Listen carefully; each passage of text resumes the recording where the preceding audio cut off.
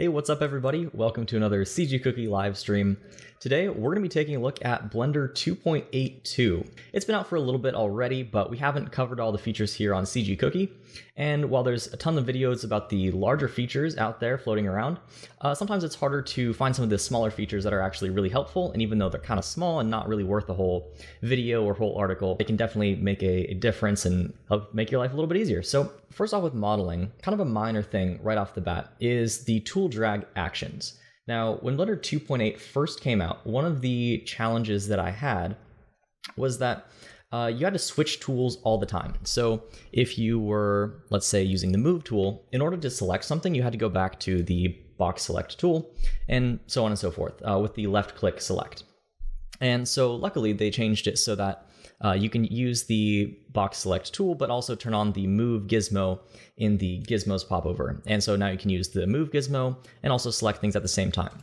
But now in 2.82, there's another way of doing that, and that is with tool drag actions. So when you have something like the move tool selected, and let's just turn off the move tool gizmo, which is a separate thing. So let's say we have something selected, we have our move tool enabled. We now have a drag action up here at the top of the toolbar, and we can switch the drag from select box to active tool, whatever it is by default. I don't remember, but you can switch that to select box. And so now you're only using the tool if you click and drag on it.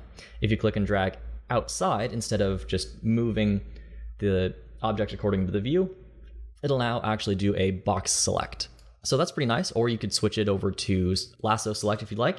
And that way your left click in empty space is always going to do that. And that stays consistent between all of your different tools. So if you switch from the move tool to the rotate tool, you're still going to have your lasso select always at the ready. So that's a pretty cool change, and I always like tiny tweaks that make things easier. After that, let's see, another exciting thing when it comes to modeling is custom bevel profiles. And that's pretty fun. So it allows you to bevel something with a specific, well, I guess profile. So if we take an edge here of just our cube, we can hit Control B in edit mode and bevel this out, and either hit F9, I believe it is, to bring up the last operator panel, or click this little arrow down here. And then we can enable custom profile. You can see there's like a ton of new options here that weren't in 2.79. They've been slowly added over time as the bevel tool has been improved, which is super cool. There's lots of options. But the newest one is the custom profile. So now we get this curve here, and I can just click and drag and make points here to define a curve that is going to be the silhouette of this bevel. Now we don't see anything because we only have one segment, but if we crank this up, then you can see exactly what that's doing. We're getting a nice smooth curve, and they even have the little dots of where the segments are on the preview of the curve. So that's really nice. Just kind of a nice touch. So you can make this as simple or as complex as you'd like. You can do some pretty weird stuff. And there's also some presets if you want to do just like normal, like architectural molding or something, like so, or crown molding.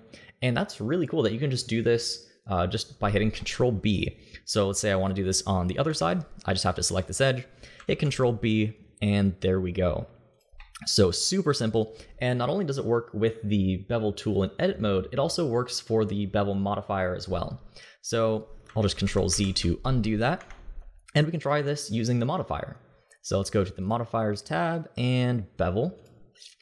There we go. Let's just increase the offset, add a bunch of segments, and let's go custom profile and load that same preset, crown molding. Now it looks kind of weird on the intersections because, well, it's trying to connect all of those together, but you can see all of the edges work beautifully. Now, if you don't want that, you can set the intersection type to cut off and it'll just stop right there. And for a lot of things, that will look a little bit better. So that's a really nice option, and you can just play around with this as you wish. But for like non-destructive modeling and stuff, like this is really, really cool. And there's a lot of possibilities here. That is custom bevel profiles, and very, very nice. Now, there's also a new modifier as well, specifically for modeling. It's an idea that people have had for like forever, and people have been asking and asking and asking for it in Blender. But the developers said, hold on, we don't really think that's a good idea because it's a pretty simple operation.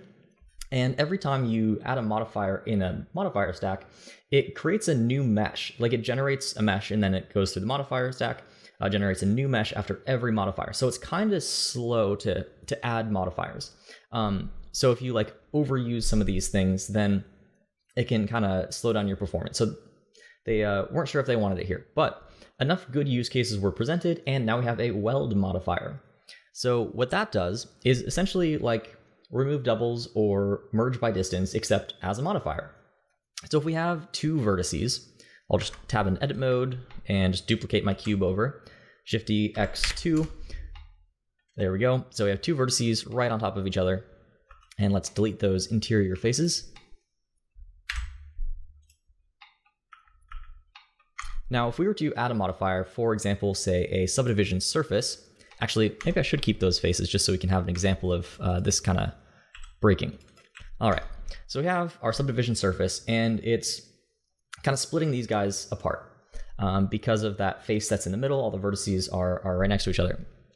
However, so we go down to weld, and now it's not doing anything, but if you put that above the subdivision surface, you'll see that those vertices that we had are now connected, and we can increase the distance, and there we go. I guess I didn't snap it exactly, but it'll remove those vertices. Now, it won't remove the interior faces, so that's something that you'll still have to deal with.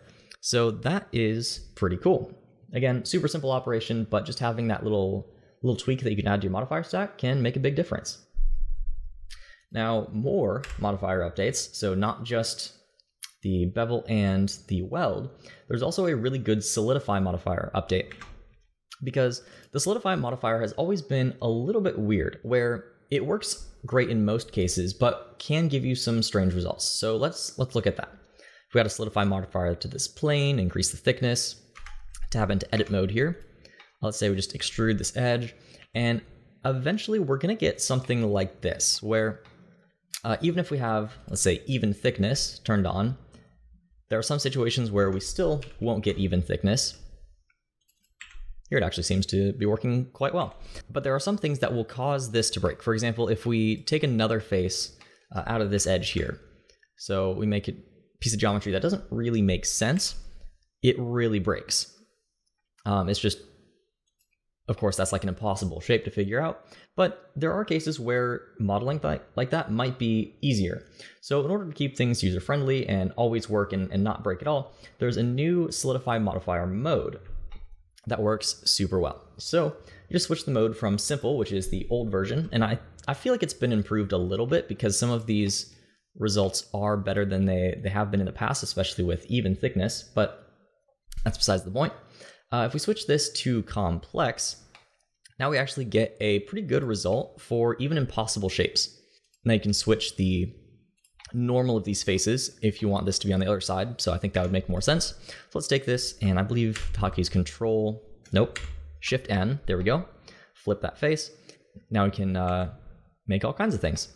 The main thing here, especially for 3D printing and things like that, the solidify modifier now works just so much better, even on non-manifold and sometimes like even impossible shapes. So that is very cool. But unfortunately, yeah, there is no real documentation on what all of these settings do. You kind of just have to mess with it a bit, but it's pretty simple overall. But beyond that, the modeling tools are just slightly improved. So there are a few more gizmos than there were before. So not a huge deal, but just some of these that I don't think had gizmos before now just have like little dots or something. And I think another new one is the rip region. So if we select a vertex, now we can click and drag on this guy. That's kind of cool. Just they're continuing to update the tools, adding new gizmos and making things a little bit easier to use. Always good to see those nice little touches. In addition, all of the modifiers now have tooltips, not a particularly huge groundbreaking deal, but there are always modifiers that maybe you don't know exactly what it does. So for example, if you're looking at the deform modifiers and you see smooth, smooth corrective, and smooth laplation, you might wonder, well, what's the difference between all of those? Well, now they actually have tooltips and you can read, and they're actually pretty descriptive, and we'll show you what they do. So now they have those for all modifiers, and that's nice. Now, related to modeling, we also have sculpting, and sculpting got pretty decent update. And I am not a huge sculptor, but I can show you how to use the tools. If you want to know more about the sculpting process, I definitely recommend checking out Kent's recent course, Fundamentals of Digital Sculpting. And that used a pretty recent version of Blender, so it's got a lot of the new stuff in there already, and it looks super cool. So first, I'm just going to take this cube and I'll add a little bit of a bevel and a subdivision surface to it, just to give it some geometry to work with. And we're getting quite a collection of brushes over here. Their toolbar is getting pretty long, but that's not a bad thing. So the first new thing is the Slide Relax tool. And this one tries to move the topology around without moving the actual shape of the object. So that's pretty sweet. Let's take an example. I will turn on the wireframe here, just so that we can see this better. Let's go to the Slide Relax tool here. And first, if you just click and drag, it'll try to move this geometry around. And it's interesting because, you know, it definitely looks like it's moving, and it is manipulating the mesh a little bit, but it's trying to do it in a way that preserves the actual like form and the volume of the mesh. So that is interesting. You can kind of slide these things around. So it's kind of like a loop slide, but as a brush for lots of loops at once. And now you can also relax as well by holding Shift. So if you hold Shift, it'll relax things together, and it'll try to bring it back to even spaced quads, which is really nice. So if you can really mess this up, and let's say, you know, just really get it to look pretty weird, you can go ahead and hold Shift and bring it back pretty close to the way it was. In this case, it started out with evenly spaced quads, so of course it'll get a good result. But for a quick fix, like, this is pretty cool. And, you know, your mileage may vary depending on what your sculpt looked like originally. Maybe some of the quads you maybe want a bit bigger, or maybe they're not all quads. But either way, this is a really cool tool to have. Now you can also use that relax function over the entire mesh as a mesh filter. So that was something that was introduced, I believe, in 2.81, and it's just a way to apply an effect over the entire mesh. So let's, again, just really get this to look weird. Stretch out some of these quads. Sound like a personal trainer. And then, okay, so let's go to our mesh filter tool right down here. And if you click and drag, it'll do something to the entire mesh. And by default, it's inflate, but we can switch that back to relax. And now we can click and drag, and look at that magic. It is back to where it was. So that is a really cool tool for just cleaning everything up and making things look nice and pretty. So after the Slide Relax tool, we have the multi-plane scrape. So this is really good for making some really hard edges without needing to pinch everything together. So if we go to the multi-plane scrape here, and we can actually compare this to the regular, say like crease or something. You know, it's going to pinch everything together, and we can, you know, hold Control and try to make that a little bit sharper, but you can see the effect that it has there. It's kind of like smushing the edges together in order to create that crease. And similarly with the pinch, you know, it's pulling all those edges together and kind of softening the outside edges as well. But the multi-plane scrape, what this is going to do is give a nice hard edge with flat surfaces on either side. And we can change the angle and things like that. I believe it's under the brush settings, plane angle, yep. So if we increase this,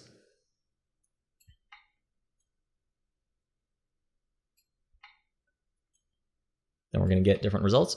But that is pretty cool. And then we can go in and kind of smooth off these sides up here. But notice how it didn't really pinch everything together. All of these vertices down here are not suddenly up here, and things aren't quite as stretched. It's just nice and sharp. And you can change, again, the angle and things like that. Dynamic mode tries to follow the contours of the mesh and try to change the angle dynamically based on the topology that's under it. So that's kind of cool. You can see if I veer off from a very sharp area to a more flat area, the plane is going to change like that. Whereas if I have that off, dynamic mode, then it's always going to be exactly that angle no matter where I drag it. But either way, very nice tool and helpful for making some hard surface stuff. Next, we have a mask slice, and this one is pretty cool. I remember in one of Kent's older sculpting courses, there was a add-on that he used, like the grease pencil tools or something like that, to slice off part of the mesh using the grease pencil, but now you can do that with masks, and it's already included in Blender. So let's take a box mask here, and I'll go to side view and just select part of this, and let's turn off mirror. There we go. So we just selected part of this cube, and I may as well turn off wireframe now. There we go. And now we can just slice this area. So we can go to mask and mask slice. So we can either just slice it and just remove that area completely, or we can slice and fill the holes, which is really nice. Or we can mask slice to new object. So now this just creates a new object, and we can very quickly, say, add a solidify modifier or something like that. Say we're adding like a shirt to a character and we've sculpted his torso or something. We can just kind of mask out the shape of the shirt, mask slice that to a new object, and then just add a solidify modifier, and we're good to go. We can keep sculpting. So that is pretty handy. Something that's pretty simple. I think people in ZBrush do it all the time. And so that's good to have in Blender. Now we just have a couple other things for sculpting. We have sample detail size for the voxel remesher. So that's pretty cool. We can go to sculpt mode again, dynamic topology. Let's take a clay strips brush, and let's just make one area a lot more detailed than another area. So I'll zoom in really, really close, get some really fine details, and make a very quick, beautiful masterpiece, like so. And then when we want to remesh, we have this voxel size here. And instead of trying to guess exactly what the voxel size is, because it's pretty hard to eyeball and convert that to a number. Like, if you had to guess what number this is, who knows? I have no idea. So we can now just use the little eyedropper tool, click that, and click on our mesh, and it'll match that right up. There we go. So I guess the key is you have to turn off dynamic topology in order to get the remesh sampling to work. But once you do that, then you can remesh this, and all of the vertices will match that density. Or we could do it on the more dense area. So that's pretty handy. It's just a more intuitive way of working. And as the remesh features get more and more updated, I think we'll see better and better results with them. After that, pose brush, something that's pretty cool that was introduced in the last version of Blender. And you want to move his fingers. Well, before that was pretty difficult to do. You could kind of use the grab brush, but it's very easy to like mush things up and kind of get it all messed up. So you kind of had to do it in edit mode basically in order for it to actually work. So now we can use the pose brush, and it just has a little pivot point. We scale the brush up for about how long we want the segment to be. And we can angle this. Let's say we want to move his thumb. I can just move it like so. So this works quite well. Maybe his knuckles a little bit lower than that, so something like that. So it works great. It's based off the view, so it is easy to get a result that's kind of weird if you're not looking at it at the right angle. So for example, that looks pretty okay. It's a little unnatural, but if you, for example, do it from like this angle, you know, you're really gonna get a strange bend there. But what's cool about this update is it now works with IK. So you can add segments and have like an IK chain of this pose tool. So if we go to our brush settings up at the top, we have pose IK segments. And for this example, we're using a finger. So let's increase this to 3 and give it a shot. So now we have 3 segments that are roughly the same size as that original one. And if we look at this from the side, we can kind of pose this finger a bit better. You can see it's a little bit pulling some of the other features along as well. So it's not always going to be a perfect match. But, you know, if he's grabbing something, this is a pretty good way of doing it. And then you can grab up here, and, you know, you can try to make some of these things work. I've had pretty mixed results so far with the pose brush. Again, I don't do a ton of sculpting, so it's not really my territory, but it's not as intuitive as some of the demos looked. For example, if I want his finger to curl around and grab, let's say he's grabbing something. It's a little bit tricky to do that. You can scale up your brush and pull this in, but for example, with the IK, you know, you can't push that middle knuckle out. You can pretty much only get this top joint in, but realistically, you can't move this part of your finger without moving that one. So it's only natural that that would move as well. And now, I'm not expecting that the IK brush knows this, or the pose brush knows this. It has no understanding of what a finger is. Like, that would be pretty advanced. Maybe someday it'll allow for things like that, but now it just kind of works as if you were pulling like a string and kind of flops around. So good for simple stuff. I wouldn't pose an entire character with it, but the fact that it does actually work, and yeah, it works at all, period, is pretty cool. Okay, next up, clay and clay strips brushes. These just got some tweaks, so they're classic brushes that everybody uses. So if you have a hole, I guess this isn't a very dense mesh. Let's turn on dynamic topology, and let's cut a hole in here, maybe like so. The clay now better tries to follow the surface and fill in some of those holes. As you continue to go over it, you can see that that hole is being filled up more relative to everything else. So that's kind of cool, and it just works a little bit more naturally like it does in other sculpting programs. And clay strips also now has non-linear input pressure.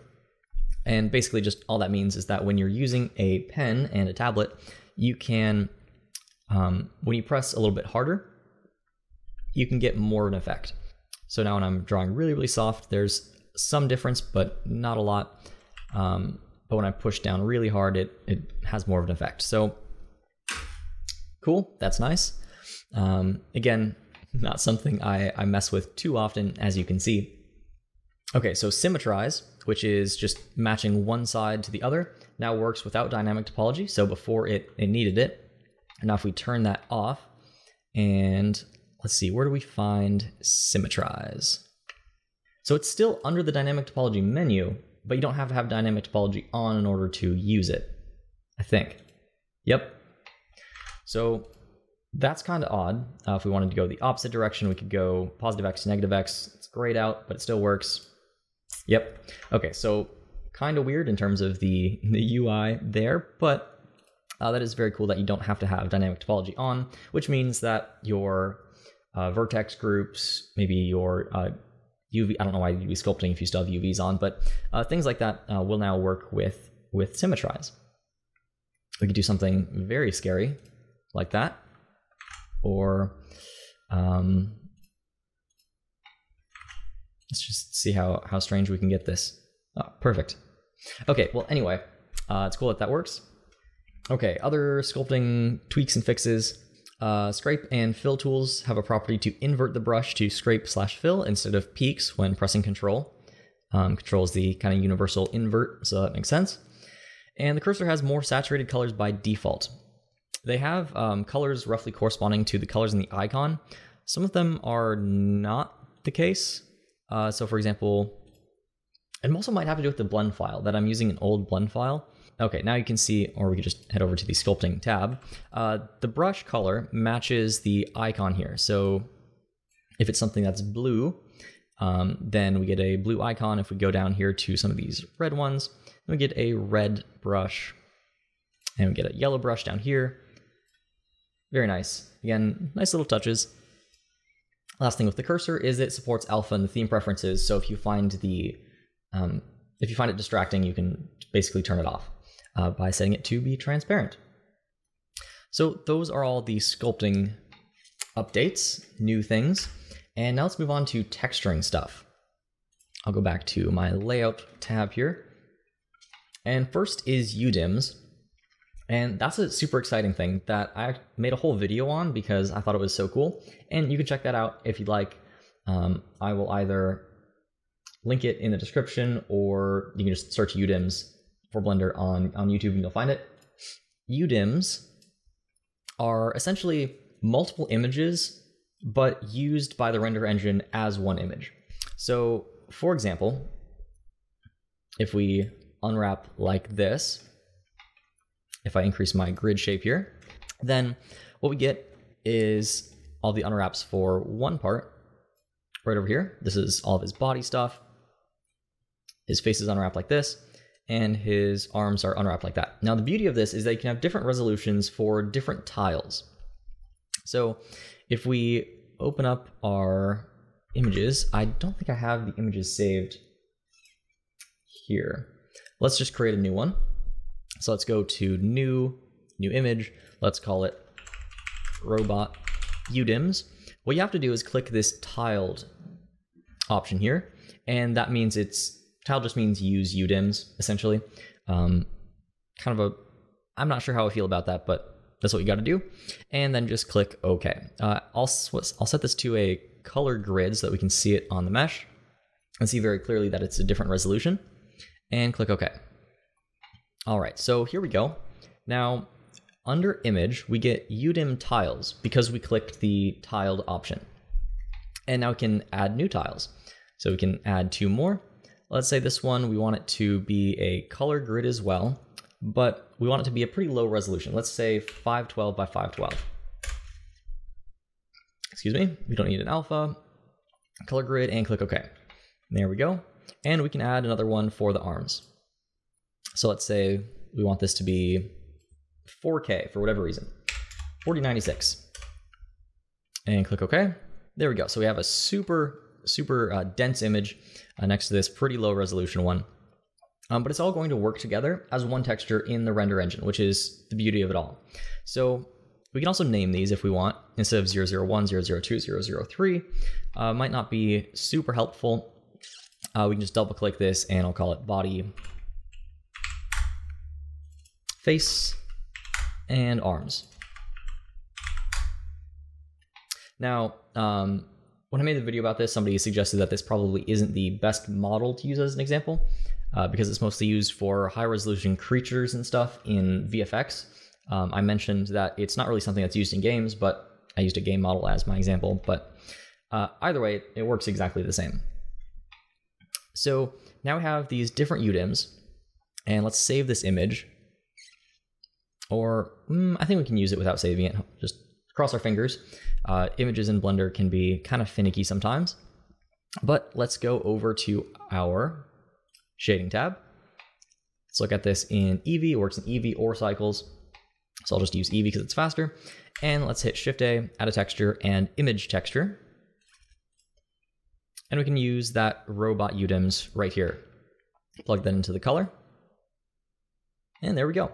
So you can see that the body is using the correct textures, so is the face, and so are the arms. Now, the way that this works, if you save this out, it's going to save out 3 different images. So if we go back to our UVs here and just save this image at, let's say save as, and I'll just call it robot UDIMs, and it's got to have that .1001 as the beginning, RGB, 16-bit, whatever, and click Save as Image. All right, so now when you open that up in your File Explorer, you're going to get 3 textures. You're going to get 1001, 1002, and 1003. Now, when you load this into Blender, let's just say we delete this texture and we want to load it not from within Blender, but from outside Blender. All we need to do is drag the first image in, or I'll just add it as a node as well, just to show how it works, image texture. But this also works by just drag and dropping it right in, which is cool. But we can also open, go to our textures, click on the 1001, and then under single image, so this is like how Blender interprets this. Instead of image sequence or movie or any of those things, just click tiled, and it'll automatically bring in the 1002, 1003 images and use this as part of the texture. So all you need to do is load the first one, set it to tiled, stick it in, and there we go, except the arms are missing. Report that as a bug. So with the whole big feature, excitement for UDIMs, we found something that is a little iffy.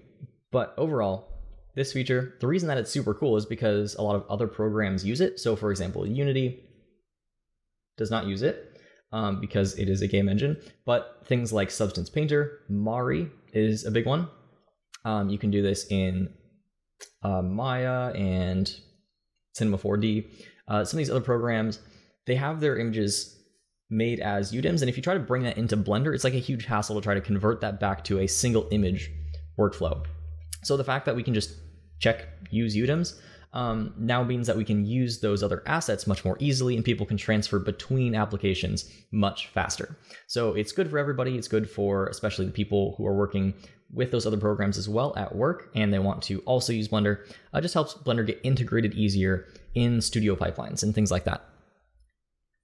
In addition to UDIMs, we also have, let's go back to UV editing. We also have new texturing options. So all the brushes, same as the sculpt brushes, have been reorganized. Whereas things that applied to just the brush and things that applied to all brushes globally were all kind of stuck together in the same spot, and it wasn't obvious what thing affected just the tool that you're using and what things affected everything. So now it's a little bit more obvious. You have your brush settings apart from your brushes, and those are separated from, the symmetry options and things like that. Okay, so I guess the problem that we were having is that it just isn't pulling it into the image editor. All right, well, if it's a bug, I will report it later. Okay, but the big thing for texture painting here is that we can now paint stitches, or sculpt stitches too if you wanted to, which is really cool. So under the stroke, it's kind of weird that you couldn't do this before. Like, it seems like it's something that would be pretty necessary or pretty important, but oh well. Now you can. So under your stroke method, if you set it to space, then you have your dash ratio and dash length. So let's pull the dash ratio down and pull the dash length way up, and now you can draw dashes. It's more helpful if you have, let's maybe decrease the dash length a little bit, but also turn on smooth stroke. And there we go. So again, kind of strange that this just wasn't really possible at all before in Blender, but now it's super easy, so that's good. Okay, so another thing, just with brushes and stuff, there is a new fall off curve. Then this one is more pointy towards the middle, and it doesn't look as soft. Whereas this one is just smooth all the way. Let me turn make sure my strength is turned up all the way to 1. Yep, there you go. So you can see it's more of a gradual increase as it gets towards the middle. So if I just show you on a custom curve, smooth would be like that, and then smoother makes it more of an S. So those points in towards the middle get more gradually faded out. So a small touch, but it's nice for texturing. Now, on to animation. There's a few animation changes. Not a ton, but enough to be interesting. Now, if we go to the graph editor, which you can do just by hitting Control-Tab, it's a nice hotkey for that, which I believe was introduced in the last version of Blender, or maybe it was 2.8. Oh, I'm not sure, but that's really nice. But now the selection for curve handles has changed, and it now matches the dope sheet a bit better. So before, if you selected a keyframe, it would also select the handles, and like handle selection and keyframe selection were separate things, and you could select one without the other, but sometimes the handles weren't always visible, so it was just kind of confusing. But now it's all a little bit more consistent and a little bit more intuitive. So if you select the keyframe, it's just going to move the keyframe. Now, the handle type is set to automatic, so it's going to kind of wiggle around, automatically. But that's just because of the keyframe type. It feels like snapping is on or something. Oh, just because it's snapping one keyframe forward. Okay, so anyway. Now if you just select keyframe, left click, hit G to move it around, works great. If you select a handle, then you can move that around separately, works great. Now if you select 2 keyframes, here's what's cool. Or let's say multiple keyframes, select a handle on this side, and select the others. Maybe they have to be all the same. Or maybe if you select all of these, then you can move them all at the same time. So that's pretty neat. Let's see, I think, yeah, maybe you have to select all of those handles. Yeah, that's it. So if you hold shift and shift select the handles, you can move all the handles at the same time. Box selecting now works with the handles. So box selecting just like didn't really work before. Now it does, that's nice. And let's see. Tweak dragging on the handle will never move the keyframe now. Before there were some instances where it did and that got confusing. So again, it's just, it works. It's much better. It's much more intuitive. You probably won't notice a ton of difference if you're just going through your day and you don't animate all the time. But if you do, you'll see a nice improvement to your workflow. Next, we have bones inheriting scale. So maybe not the craziest of topics, but it's actually really cool. So if we go to our armatures here and add a bone, let's say we add, go to edit mode and extrude this out, and extrude it out like that. So you have this little curve here. And if I go to now pose mode by hitting Control Tab, and I scale this along the y-axis, you can see it really stretches out the bone. But it also stretches out this guy along that global y-axis. Well, if I go to my bone options here, go down to relations, there's always been this inherit scale option, which helps to fix some of that skewing. So, for example, we have fix shear. And if we set these both to fix shear and we scale this along the y-axis, you'll see that it works a little bit better, but now it's kind of like rotating a bit. And it helps fix that, well, shear, but there's still a little bit of shear going on, or a little bit of skewing. So now, instead of setting it to any of these, we can set it to aligned. I believe that's a new one. Yep. And we got to do that for both of these. Set that to aligned as well. And now, when we scale this along the y-axis, look at that. It's not actually like moving the rest of the bones at all. It's just scaling them along their local y-axes. So even though this is set to global, and I can scale normally, when I scale along an axis, it actually works as you would expect.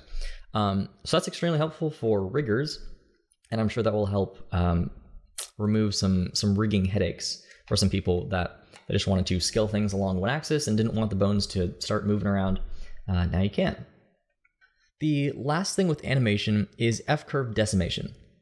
Now there's been I think it's a script maybe before that was like simplify curves, and that helped you kind of break down your keyframes and make things a little bit more simple. But now there's like a much more powerful version of that just built into Blender. So let's say we have some animation here. Masterpiece.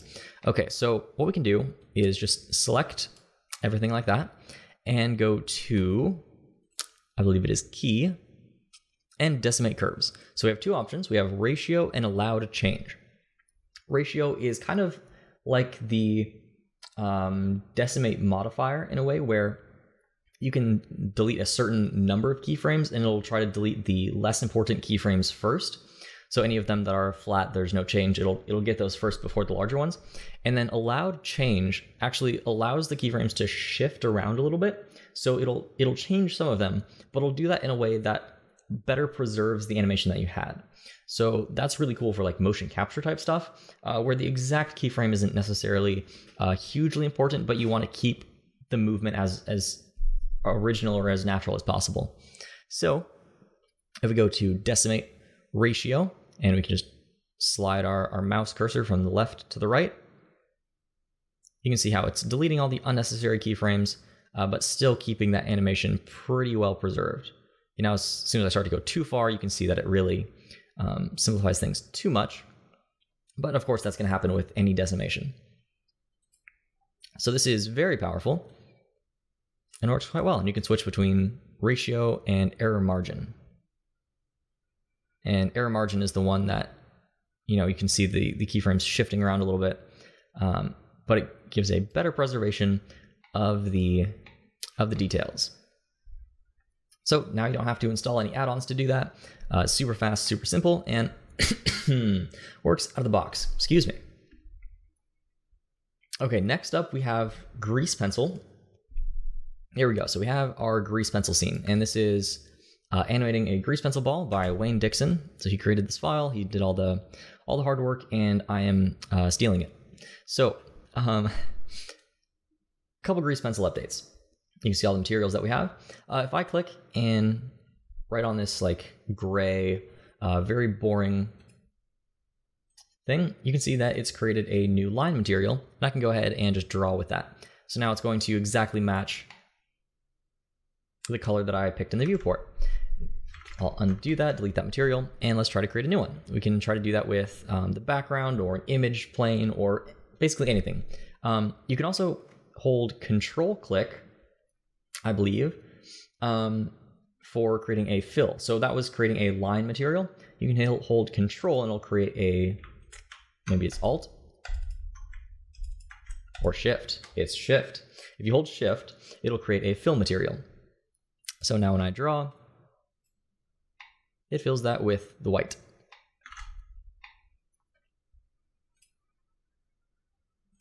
Let's turn the background down. And there we go. So it's going to exactly match whatever we selected. Now we can also do that by holding Control and Shift at the same time. So if I want to create a line and fill material, I can select the eyedropper, Control Shift, select this blue, and there we go. Start drawing with it right away. So, pretty sweet. Now there's also another tool to create straight lines called the Polyline tool. So it's this guy right here underneath the regular line tool, and you just click and drag, create a line, click, click, click, click, click, and now you got a polygon. So super fast, you click enter whenever you're done, and you can start on a new polygon. So arbitrary number of sides, and you can also just use it to create regular lines. For example, if you just use a line material, click, click, click, click, click. Very, very fast to use. Click enter, or I believe you can right click. Yeah, you can also right click to confirm. And there you go. Now, along with creating lines very fast, you can also create multiple lines on your strokes. And that's a cool modifier that's new. So if we go to our grease pencil modifiers here, I'm still not used to the whole grease pencil layout thing, but I'm working on it. If we go to our modifiers here, we can now use multiple strokes, and that's new. And over our entire object, it's going to create multiple strokes per stroke. So we can increase the count, change the distance. You can see it definitely works, makes more sense on just single strokes than on the character of the ball here. But it's cool that you can also set an offset, fading, which is cool.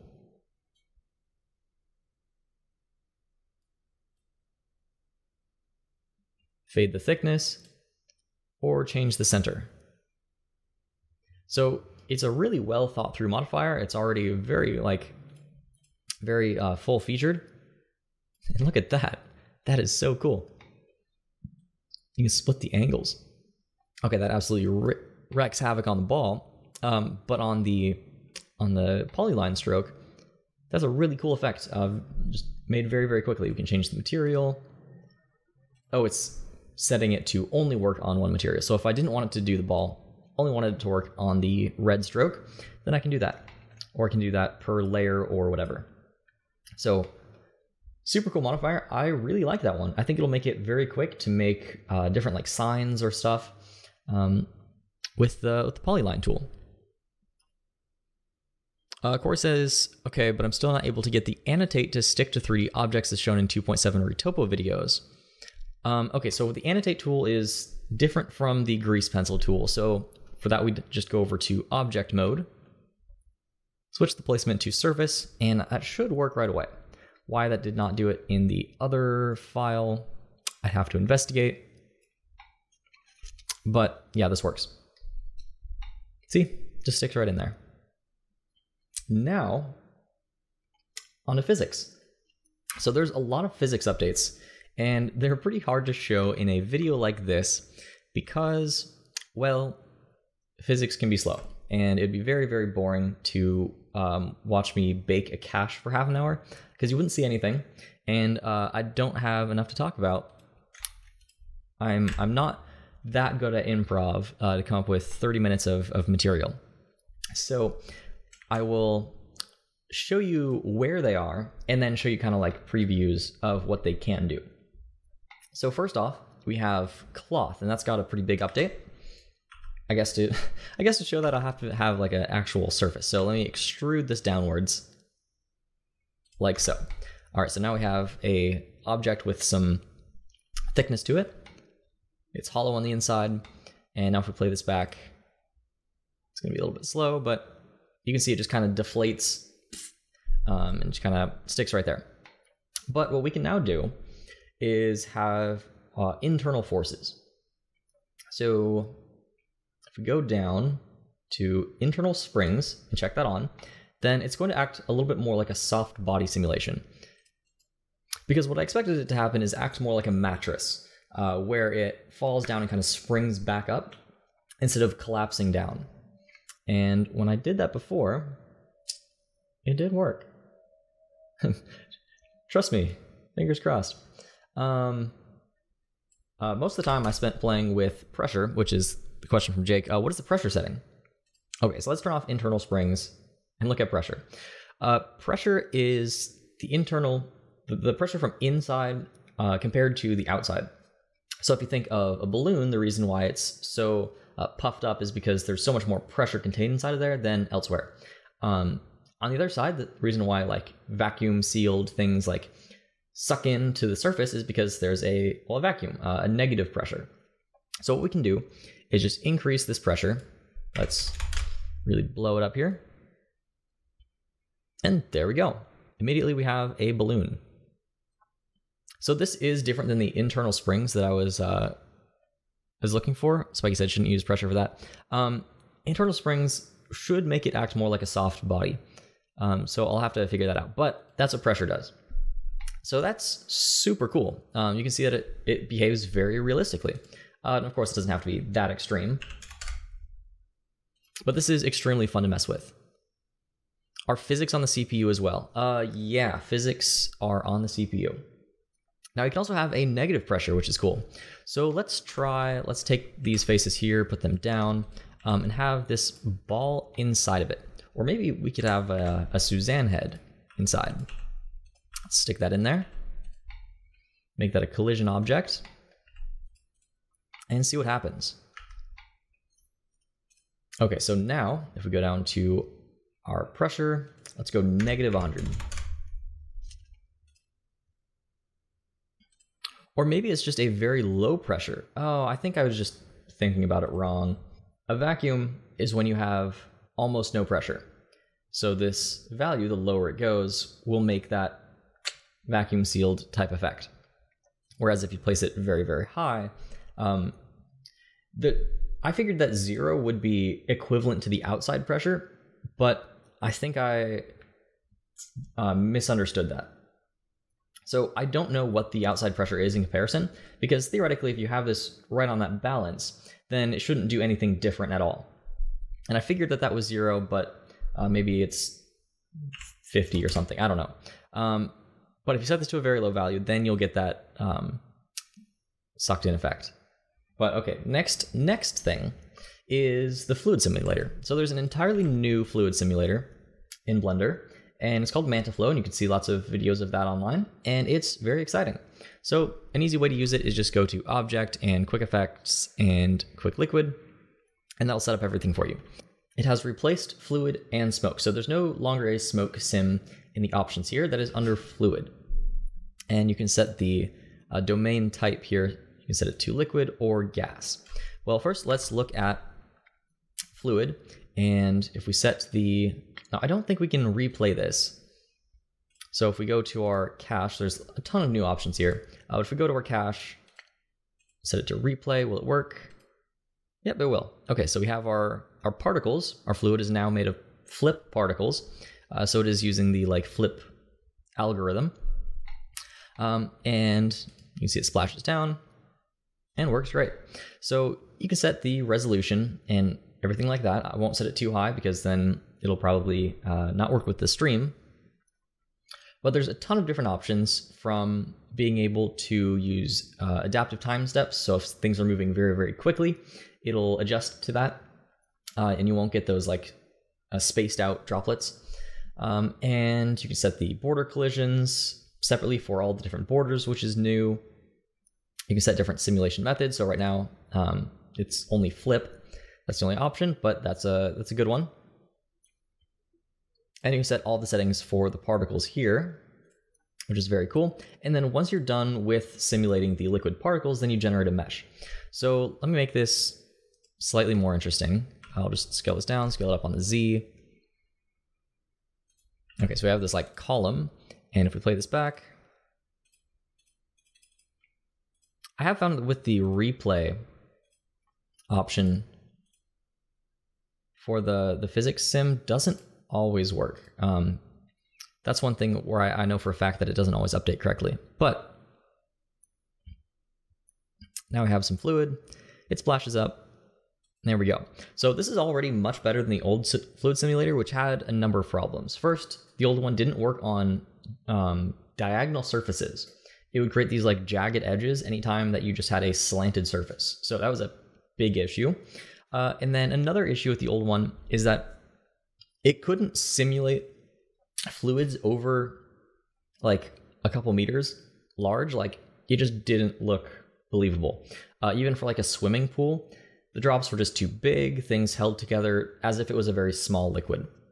So I remember people tried to render out like large scale like floods coming into a city, and like it sort of worked if you really tricked the camera and like cheated the perspective and stuff. Maybe you could get it kind of close, but really it didn't work. So now this actually works with real world scale. It works much better, and you can actually get those large scale effects, which is really cool. So once you're done simulating the liquid, let's just do it for 50 frames. If we go to our cache, set that to 50, and then let's bake that. I think that's up. Oh, because the cache is set to replay. If we set it to modular, then we can bake the data. Thrilling, I know. But once that happens, then we can go ahead and add the mesh to that. I'll go ahead and just cancel that now. Which, another thing is super cool, is you can resume a cache. So if you hit escape to cancel it, you can either choose to free the data or resume, which is very, very nice. It'll actually keep that around. But you can see now this part plays in real time. And the particles are colored by how fast they're moving and their velocity, and it looks very nice. So if we go to mesh and turn that on, I'll set that to bake data.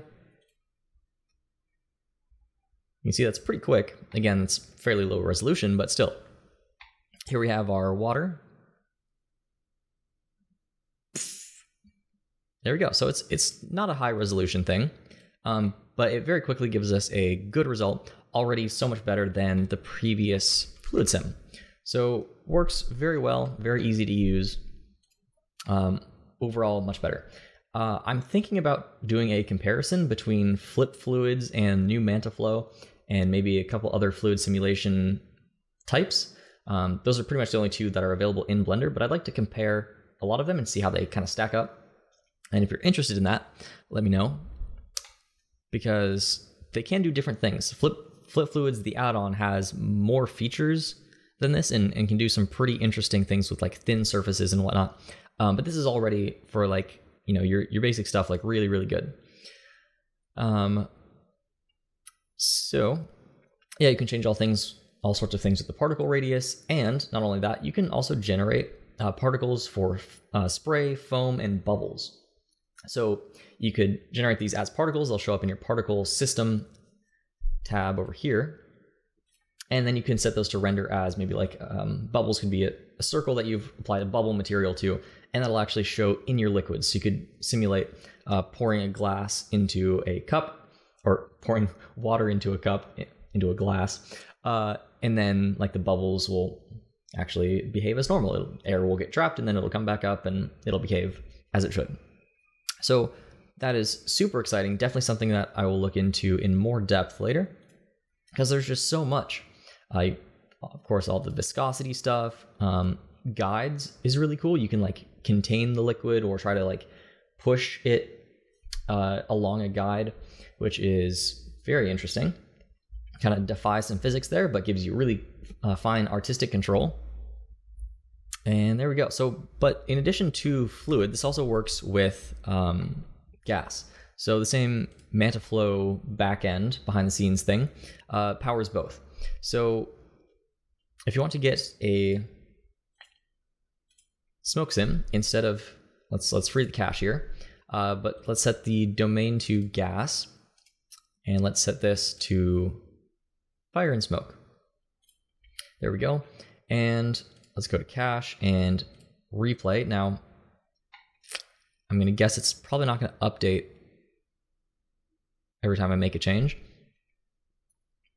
For example, this should be, I've set it to output fire and smoke, but it's only showing the smoke. So there's definitely some stuff going on here that I've encountered, but it already does look better than the old smoke simulator. So one of the problems that I had with the old one is that there would be these hard edges that you'd find like 90-degree intersections, where in a bubbly smoke that's very rough, you shouldn't get harsh lines or straight parallel lines ever. But sometimes those would show up and it would look very obvious and super weird. So thankfully those are gone, and it's just a much better system overall. The biggest difference that I found with the smoke simulator is the high resolution, or the noise. So let's check this out. If we bake our smoke sim here, set that to modular and bake data, wait around, Okay, so here we have our smoke. And, works like normal, but now we can bake the noise, or the high resolution as it was called before, separately. So if we turn that on, then our preview is going to go away. But we can bake that after the fact if this is set to modular. If it's set to final, then you can just bake it all at once if you'd prefer. But this allows you to fine-tune one thing at a time and then upscale that when you're ready. So let's just do it once, and then set the noise method. Let's set it to, I guess FFT is just not an option here, but that's okay. And then we set the strength as before, but now we have two other options, which is scale and time. So before, this was just hard-coded, and you couldn't actually change how fast the noise moved or how big the noise was. And so this is actually a really important set of extra features here, which gives you much more fine-tuned control. So if we set the scale very high, then we're going to get very smooth, crisp smoke, which is very, very nice. And then if we set the time lower, then it's going to change very rapidly. So by manipulating those two extra values that we now have, we can make a lot more effects than we could before. Okay, that's probably enough. And now we can see we have a much more detailed simulation. Okay, so cloth, I'll show you an example of the sewing thing, just because I think that's super cool. So that's not new, but that's okay. Let's take a cube. So let me subdivide it first before anything else. Okay, that should be plenty. And then let's go like this. and delete all those faces. And then we just need to connect these edges. So shift select both of them, hit F to fill, or F to make an edge or face. And I'll go to, I definitely don't want to do this manually. There we go. I'll just hold F and this will go all the way around. And then what I need to do is just get rid of all those vertices in between. So there's a few ways of doing that, but that was one of them. Now I can just delete only faces and we get all of these like strands of edges. And then let's put something in the middle, like a sphere that it can collide with. Set that to be a collision object, set this one to be a cloth. Again, this is like a super quick thing. Also, there's a video for this on CG Cookie if you go to the fundamentals of dynamics, and there's a thing for cloth sewing. Check that out, and it shows you basically the same thing, but a much better example. If we go to and sewing, check that on. There we go. Boom, done. That smoke reminds me how I was almost trapped in a burning building. Man, glad you made it out. That would be very scary. Now I wonder if pressure works with the sewing springs. Let's check it out. Set that to 50. It does, look at that. That's super cool. Okay, and let's see if we can get that internal springs to work now. You can see it just kind of like collapses into a thing on the floor. But if we turn on internal springs, there we go. Okay, so looks a little strange right off the bat. So if we turn on springs and pressure, it'll start to float away like a little hot air balloon. That's so odd. But it is interesting that the internal springs and the pressure both work when technically it's not like an enclosed mesh. So the fact that that even works is very surprising to me, actually. Okay, moving on to some extra stuff as we're almost hitting like an hour and a half already. So we better cruise. Shading and rendering, I think that's the last couple things here. Is first of all, there's viewport denoising, but I can't actually show you that because I don't have an RTX card. So if you have a card that has NVIDIA RTX, one of their new cards, then you can enable viewport ray tracing with optics. So if you switch over to, I can show you where it would be. If you go to your preferences, head over to system, and check on optics. You can see I don't have the right GPU, but if you did, you could turn that on. And then you're going to get some new denoising options for your viewport. And that way you can just get that AI denoising right away, which is super, super cool. And might make me want to get one of those cards. Then there's also shader AOVs, which is interesting, which is just like a custom render pass, an output variable, which allows you to basically put anything from your node tree into the compositor. So for example, if we go to shading over here, and we have to do this in cycles. Let's say we have a material here and we have a texture. Let's just give it a brick texture or literally anything. There we go, up the top.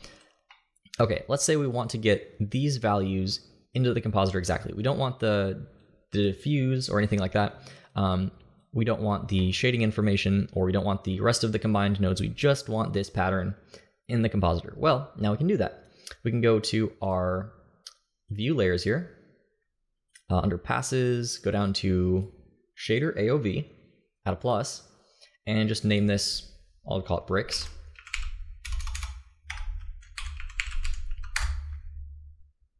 And there we go. And then we can add that right over here in the node editor. So go to output, AOV output, and you just have to type in the same name, bricks. Maybe there will be a nice handy drop down in the future, but for now, just type it in and stick the color right into the color. So now, when we render this out, let me just render with like one sample, so it's super fast. There we go. We have our image, it's rendered out. And now if we go to our compositing tab, we can use nodes, and now we have that bricks information right over here. So if we look at our backdrop by hitting Control Shift and clicking with Node Wrangler enabled, then we can see our image, and now we have that texture right in the compositor. So if you want to do any like super fine tune detail tweaks, you can do that with shader AOVs, and that's very handy. Excuse me. Next up, when it comes to shading, is the map range interpolation. So map range is something that has been in the compositor for a while, but it was never in cycles. And so once it was added, that added quite a few possibilities because it allows you to, well, remap values basically. So you could make very, very small tweaks, very user-friendly, or things like that. But now it has a couple different interpolation types, which is super cool. So if I add a gradient, I'll add a texture and a gradient texture. There we go, plug that into the color. There we go, we have our normal gradient. Now if I step this through a map range node, which is a converter map range, everything is the same, but you can see if I change these values here, it'll start at a different minimum, or it'll end at a different value. So you're either changing the input minimum or the output minimum, input max or output max. But if you don't change anything at all, it will all stay the same if this is set to linear. You can also use stepped linear, which is cool. That obviously creates steps, and you can change how many you want. Or you can switch this to smooth step, which again is that S curve that we looked at earlier for the brushes. With smooth and smoother, we have excuse me, smooth step and smoother step, correlating to that same curve. So if we go to smoother step, you can see here that it's much softer. And if we just compare this side by side, let's give this a different material and linear. You can see what the difference is. This is much more sharp towards those extremes. This one, most of the change is happening in towards the middle, whereas these larger and these more extreme values are getting more stretched out. So it looks just much more smooth, and it gives a nice gradation towards those endpoints. So very nice. Just one of those extra little details that you don't really necessarily have to have it. You could do it by yourself if you needed to, just using, well, an RGB curves or something like that. But this just makes it super easy to do. There's also a bunch of new math node types. So the math node is now quite a monster. If you go to converter and math, it has a lot of types. Some of them were added last time, some new ones are added now. And the ones that are now new are, I believe, truncate, and let's see, what else is there? Ping pong, sine, radians, cosine, sine h, tan h, exponent, smooth minimum, and inverse square root.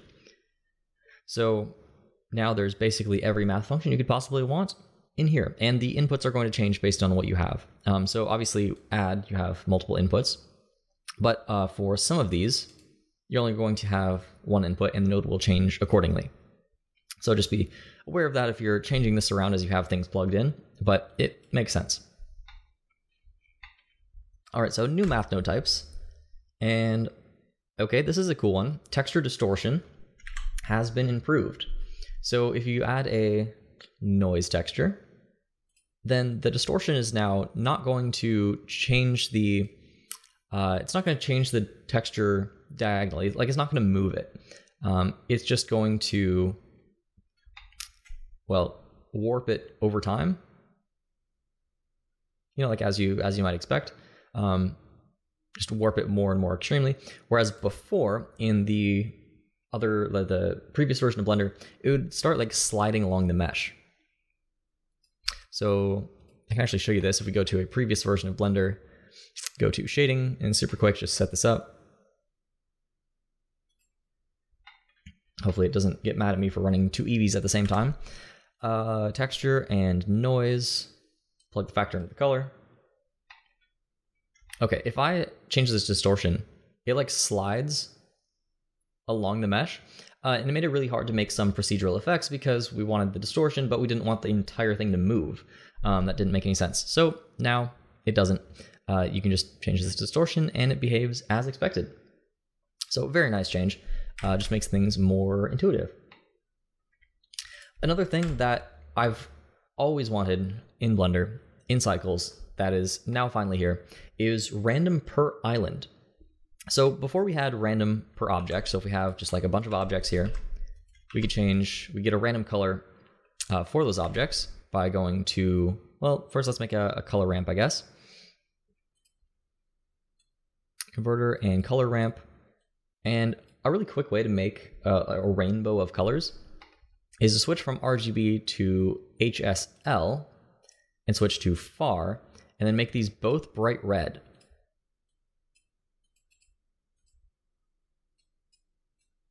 And there you get a rainbow. So that's kind of cool. And if you want to get a random color, you could go to Input and Object Info and plug in random. There we go. But these are all separate objects. Well, what if they're the same object and you still wanted to get that effect? For example, if you have bricks from an array modifier or something like that, where they're different disconnected pieces, but they're all part of the same object. Well, you couldn't actually do that. You had to split up the objects, and sometimes that just didn't make any sense, so you'd have to use vertex groups, but sometimes it's generated by a modifier, so it doesn't make... it was just a hassle. So what we can do is let's hit Control-J, just join these all as one object, and instead of using the Object Info node, let's hit Shift-A, Input, and look at the geometry, and use random per island. Plug that into the factor, and I don't think it actually works in Eevee, but it does work in cycles. So you can see here in the Eevee preview, everything's all red, but as soon as we switch over to cycles, then things are colored correctly accordingly. So I'm not sure why this is a cycles only feature at the moment, but it works super well. And now you can have trees with particles that have different colors, or different like rocks that are all the same object. So that's super nice. I'm very happy about it. And I think anybody else who does procedural shading is going to be pretty stoked about that one too. Another change is render passes in Eevee. So if you are in the Eevee render engine,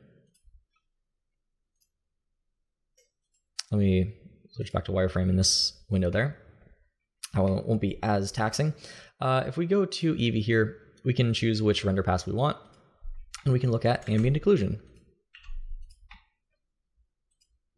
Of course, it's not enabled, so once we enable it, then we can just look at it there. And that's a really good way to just either tweak, say, these values here, being able to see the differences very clearly, or just being able to get a nice AO preview and do a viewport render, whatever you want to do.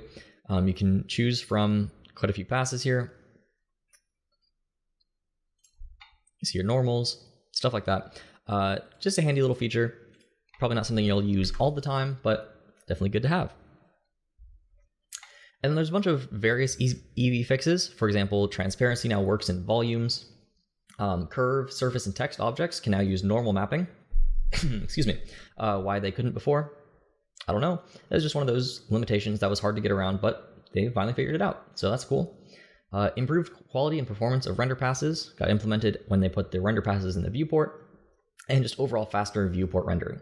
So that is really, really good. Let's see, what else? There's an industry-compatible key map upgrade.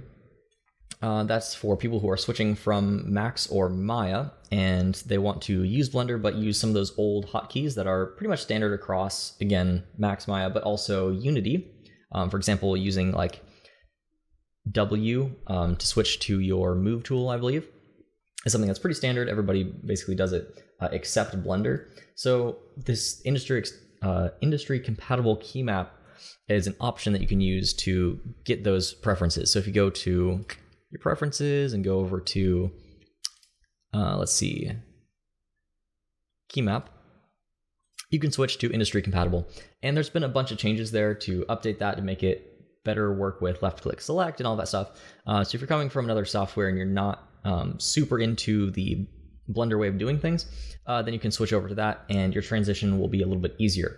Might make it a little bit hard to follow some tutorials and stuff, but overall, whatever works best for you. And then there's also another import-export for universal scene description scenes, which is something that Pixar made. That's their open-sourced exporter. That's kind of a rival to FBX and Alembic, but it's kind of posed to be the future of importing and exporting stuff. It's not totally complete yet. Not everybody uses it, but more and more people are adopting it. And that's a really good thing because FBX is a giant headache sometimes, and you have to pretty much backwards engineer it in order to implement it into Blender because Autodesk isn't giving up their code. So they're just going to make you figure it out in order to have it work. So it's a fairly large pain in order to maintain that. And USD proves to be, or should prove to be, a lot easier to update and actually work with different softwares much better. So that is super cool to see. Again, very early on, it's more of a future thing that we're looking forward to, but if you use it already, then the basic animation stuff will work. And then lastly, a couple of UI like tweaks here and there. File browser has icons. So if we go to File and Open, hey, there's icons for the desktop and stuff like that. And if you have like fonts and stuff, videos, all of those have the custom icons that make it just super intuitive to use.